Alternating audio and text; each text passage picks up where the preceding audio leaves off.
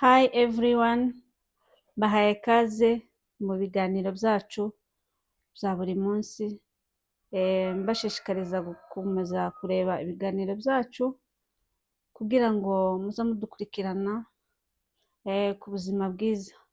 Rero ku buzima bwiza uyu munsi twabateguriye ku bijyanye ku ndwara ya puresha. Murabizi ko indwara ya puresha yibasira abantu benshi.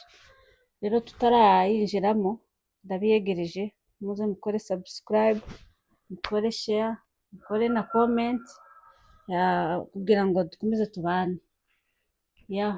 Ndabiyegereje rero. Indwara ya puresha ni indwara mbi cyane ikunze kwibasira buri wese, yaba umumama utwite, yaba umusore, yaba umupapa. Iyo ndwara ni mbi cyane ikunze kwibasira abantu. Rero muri ino ndwara ya puresha niki kikwereka ko ushobora kuba ufite icyo kibazo cya puresha? Reka turebere hamwe rero. Ikintu gishobora kukwereka ko ufite ikibazo cya puresha, ikintu cya mbere, ushobora kumva umutwe uri kukurya, kumva umutwe wakuriye pe. Ikindi cya kabiri, ukumva ikizunguzungu cyangwa isereri, ukumva isereri, ukumva wakwikubita hasi.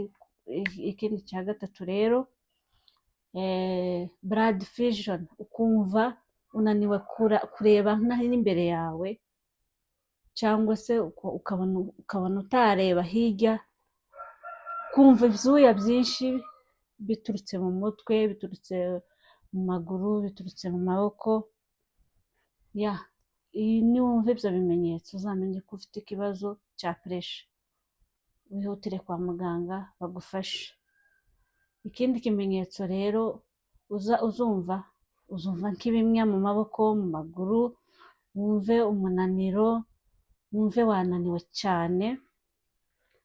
Niwumva ibyo bimenyetso nshuti, wowe uri kudukurikirana uno munsi cyangwa uzakurikirana kino kiganiro, uzihute kwa muganga bagufashe, bakuvure icyo kibazo cya puresha. Ukuntu rero twabyirinda ni gute kugira ngo wirinde utafatwa n'iyo ndwara ya puresha?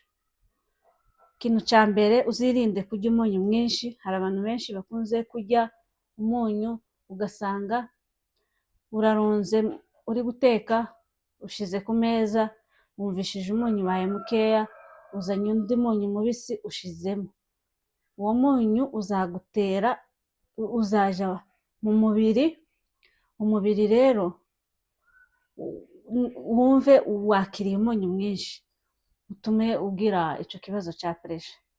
Rero icyo kintu tuzirinde kurya umunyu mwinshi. Ikindi cya kabiri, twirinde kudakora siporo.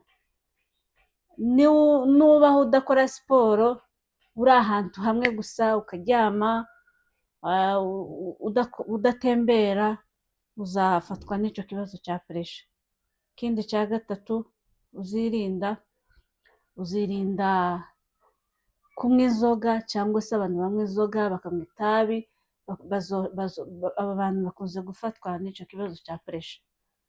Ikindi, umuntu munini cyane, ibinure byabaye byinshi, azakunda nawe kwibasirwa n'icyo kibazo cya puresha. Ikindi kintu rero tugomba kwirinda ni ukurya amavuta menshi. Ya mavuta ni nayo azavamo muri bya binure bikagutera puresha. Tugomba kurya amavuta ameze gute? Amavuta ya salade, ya mavuta akozwemo mu bimera, tuvuge nk'utubemba n'ibindi byose, nyine ibimera byose. Ayo mavuta ni meza, niyo agomba kuribwa. Apana ya mavuta akozwe mu nyamaswa, tuvuge amavuta y'inka, amavuta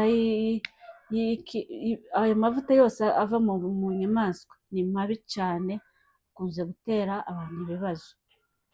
Tuzajye amavuta meza akozwe mu bimera, azadufasha mu buryo kwirinda indwara ya puresha. Ikindi kintu rero tugomba kwirinda, tugomba kwirinda kutaguma hamwe cyangwa se ukirinda stress. Nugira stress ukumva wagira stress y'ibintu ugatekereza cyane, iyo stress zakuviramo pressure. Tuzirinde rero stress. Ikindi rero wirinde kuryama amasaha adahagije. Ugomba kuryama amasaha byibuze 7 cyangwa se 8. Amasaha ahagije ni ayo masaha. Rero nuryama amasaha 7 ukaryama amasaha 8, icyo gihe uzaba wirinze kurwara ikibazo cya pressure. Hari bamwe usanga baryamye amasaha 2 arabyutse agiye mu kazi. Icyo gihe uzagenda nukomeza urwo rugendo uryama amasaha makeya, uzafatwa n'icyo kibazo cya pressure. Ikindi rero kigomba kudufasha kwirinda kurwara pressure, tugomba kurya imboga nyarwatsi.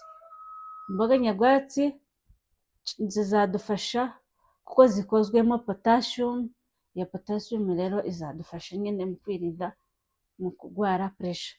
Ikindi rero kigomba kudufasha mu kwirinda pressure ni kunywa amazi ahagije.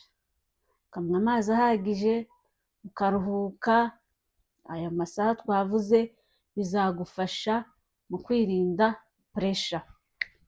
Rero inshuti bavandimwe muri kuntegera uyu munsi, indwara ya pressure ni indwara mbi cyane ikunze kwibasira abantu.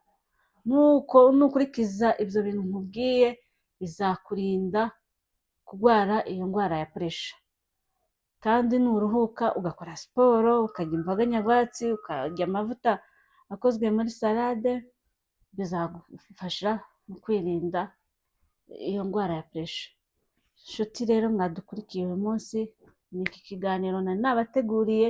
Ndabashishikariza gukomeza gukurikirana ibiganiro byacu, munatubwira ko mwabikunze, cyangwa se munatwandikira ibindi tugomba gukomeza kuganira namwe.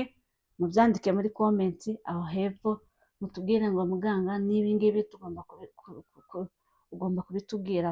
Turi hano ku bwanyu, iyi channel ni iyanyu, iyi channel ni iyanjye. Twebwe twese dukomeze duhugurane, bizadufasha muri runo rugendo kugira n'ubuzima bwiza.